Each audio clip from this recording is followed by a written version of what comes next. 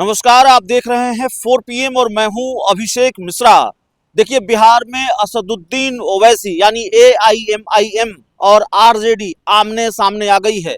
ओवैसी ने कल तेजस्वी यादव पर जमकर हमला बोला और ओवैसी ये दर्द नहीं भूले हैं कि तेजस्वी यादव ने, आरजेडी ने AIMIM के विधायक तोड़े थे और सीमांचल इलाके में 2020 के विधानसभा चुनाव में AIMIM का प्रदर्शन बेहतर था, लेकिन उनकी पार्टी के विधायकों को तोड़ लिया आरजेडी ने और अकेले विधायक अख्तरुल इमान बचे AIMIM के। तो इसका जिक्र भी किया।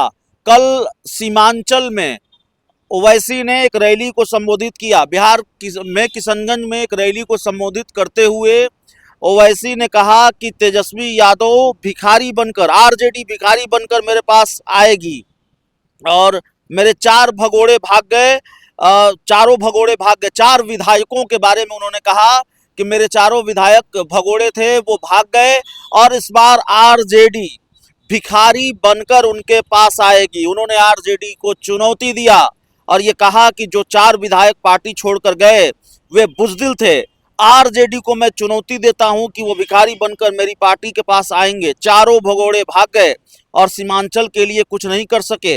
अख्तरुल इमान अकेले मेरी पार्टी के विधायक हैं जो मेरे साथ हैं। तो आरजेडी पर, तेजस्वी यादव पर कल किशनगंज की रैली में जमकर भड़ास निकाली है असदुद्दीन ओवैसी ने, जो AIMIM के चीफ हैं। और जाहिर तौर पर बिहार में विधानसभा चुनाव होने वाला है, तो बिहार विधानसभा चुनाव से पहले असदुद्दीन ओवैसी एक बार फिर एक्टिव हैं, सक्रिय नजर आ रहे हैं। और सीमांचल, जहां उनकी राह आसान लगती है या उनको लगता है कि यहाँ हमारी राह आसान है, सीमांचल के इलाके में ओवैसी का प्रभाव भी है और ओवैसी का प्रदर्शन भी बेहतर रहा है। उनकी पार्टी के 5 विधायक इस इलाके से जीत कर आए थे, भले ही आरजेडी ने उनमें से 4 विधायकों को तोड़ लिया। तो इस बार भी सीमांचल में तगड़ी तैयारी AIMIM कर रही है और ओवैसी का बिहार दौरा शुरू हो गया है। ओवैसी बिहार में सक्रिय हो गए हैं। लेकिन दूसरी तरफ जो ओवैसी का दावा रहा या जो ओवैसी का बयान रहा तेजस्वी यादव को लेकर या आरजेडी को लेकर कि वो भिखारी बनकर हमारे सामने आएंगे, तो आरजेडी ने भी असदुद्दीन ओवैसी को जवाब दिया है।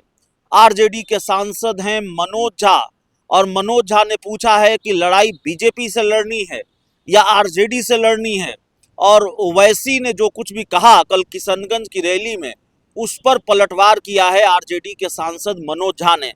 तो मनोज झा का बयान भी हम आपको सुनाएंगे। लेकिन जो वार और पलटवार चल रहा है, जाहिर तौर पर सीमांचल को लेकर लड़ाई शुरू हो गई है। सीमांचल को लेकर एक तरह से आरजेडी और AIMIM के बीच भी जंग शुरू हो गई है और सीमांचल का जिक्र बार बार आ रहा है। बिहार के राजनीतिक गलियारों में इसकी चर्चा खूब है और राजनीतिक खबरों में सीमांचल का जिक्र बार बार आ रहा है। आपको पप्पू यादव का बयान हमने आपको सुनाया। पप्पू यादव ने किस तरह से आरजेडी से ये मांग कर दी कि भाई सीमांचल की सीटें छोड़िए कांग्रेस के लिए और कांग्रेस को सीमांचल की सीटें मिलनी चाहिए, ज़्यादा से ज़्यादा सीटें सीमांचल की मिलनी चाहिए। तो पप्पू यादव की भी ये मांग रही है।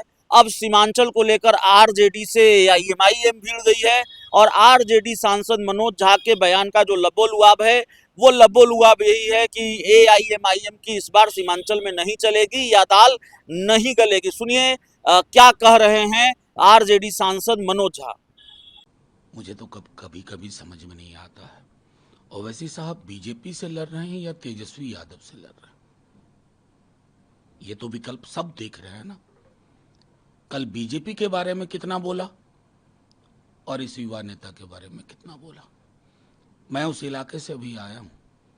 जर्रे जर्रे में, कोने कोने में, सीमांचल में लोग जानते हैं ये वक्फ की भी जो लड़ाई है ना, वो हिंदू, मुसलमान, दलित, पिछड़ा, अगरा सब मिल के लड़ रहा है।